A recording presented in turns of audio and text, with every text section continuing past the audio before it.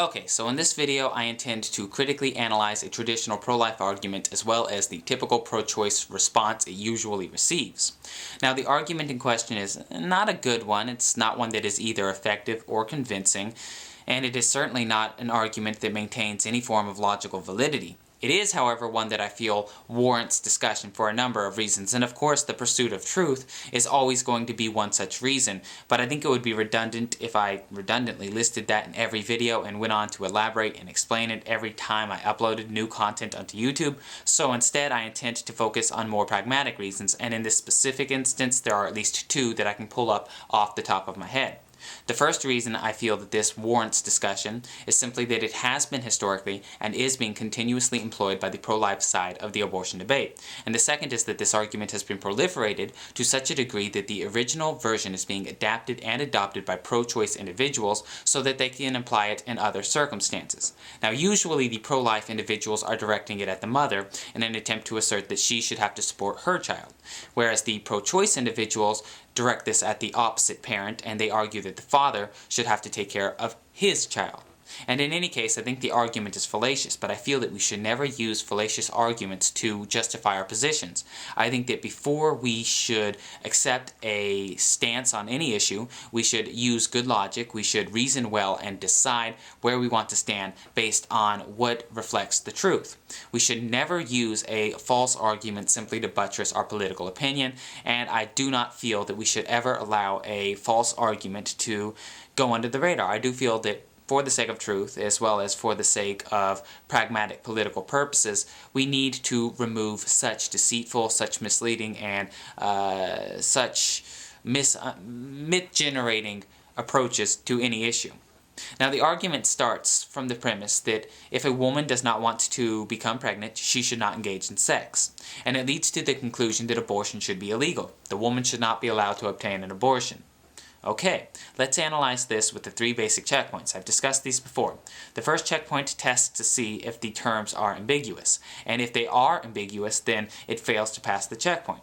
So let's look at the argument. Are these terms ambiguous? No, we all know what sex means. We all know what pregnancy is. We all know what abstinence is. None of the terms employed here, no matter how you phrase the premise, are really ambiguous. It seems to be pretty rudimentary, pretty elementary, and without much investigation, I think it is safe to assume the argument passes the first checkpoint. So let's matriculate into the second checkpoint. Is the premise true? Well, yes, I think that we can all agree that it is prudent to abstain from the biological activity naturally designed for creating pregnancies if you don't want to become pregnant.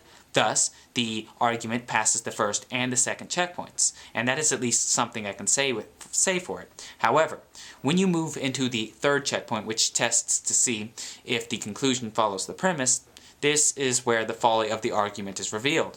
Now, in deductive logic, you want an argument which has a conclusion that necessarily follows the premise. And in inductive logic, the standard is lowered significantly. You need a conclusion that probably follows the premise. So, does this argument probably or necessarily follow its premise? Well, no, the answer is it does not. The conclusion and the premise of this argument have nothing to do with one another. And I'm using the term argument very liberally. This is not a syllogism, it is simply a set of unrelated statements that have nothing to do with one another except they were presented together in close proximity.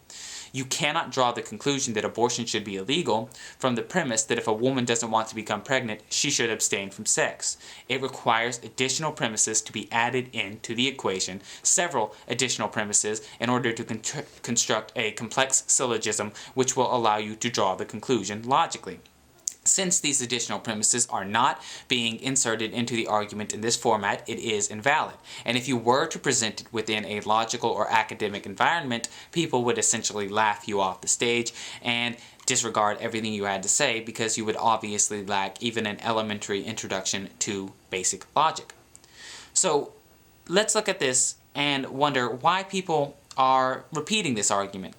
Well, to be honest, I don't think that this is an intellectual argument. I don't think that the individuals who are presenting it are necessarily deceitful, but I don't think that they are considering the issue with an open mind and from a place of calm reflection. Instead, I feel that this is an emotional response, this is an impulsive response, largely made based on frustration, aggravation, and ill will. And I don't want to be entirely aggressive, because we've all lost our tempers discussing controversial topics, especially abortion, where you seem to juggle around on the issues back and forth over and over again, and you seem to hear the same rhetoric repeated over and over again, and no matter how many times you invalidate the same recycled platitude, people repeat it over and over and over again, and it can be frustrating, so I don't want to be unfair. But let's look at this, and I do think that you will find that it is an emotional response and not an intellectual response. Now, if someone were to startle you, you would be emotional. You would be startled, probably angry. I get really angry when people pop out and scare me. So imagine that you popped out and scared someone, and they struck you. Well, now at first, it's possible that this individual is going to say, well, if you didn't want to get hit, you shouldn't have scared me. But when they walk away and they calm down, hopefully they're going to start to feel a little guilty. Hopefully they will realize that you did not deserve to be physically harmed for trying to have some fun, that you did not have ill intentions, or at least I hope you didn't have ill intentions, and they will probably come back and apologize. So from a place of reflection, they can realize that no, you don't deserve to suffer because of the reckless decision you made.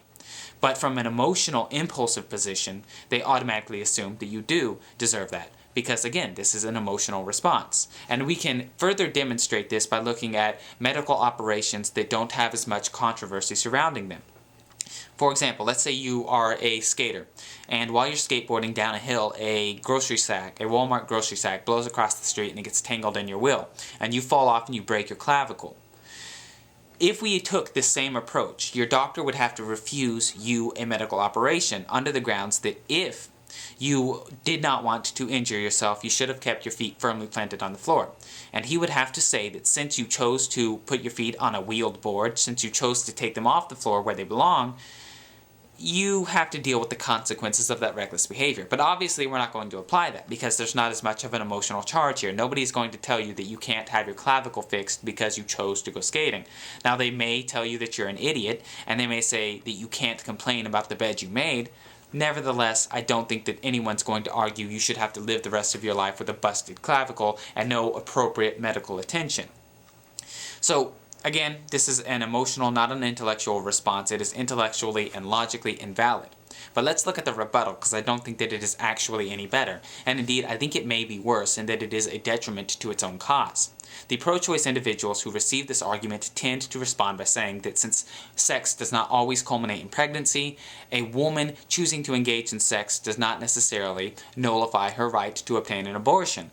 And while this is probably true, we need to look at its implications. It suggests that the only reason that the woman should still be allowed to obtain an abortion is simply because sex does not always end in pregnancy. So you can reasonably choose to engage in sex without becoming pregnant. That is a reasonable decision to make. The problem here is that since that is the only reason, we need only remove it. Let's imagine we live in a universe where sex always culminates in pregnancy. We are the most potent animals in existence, and we are so fertile that even if you wear a condom, someone's getting pregnant. That's how it's going to be.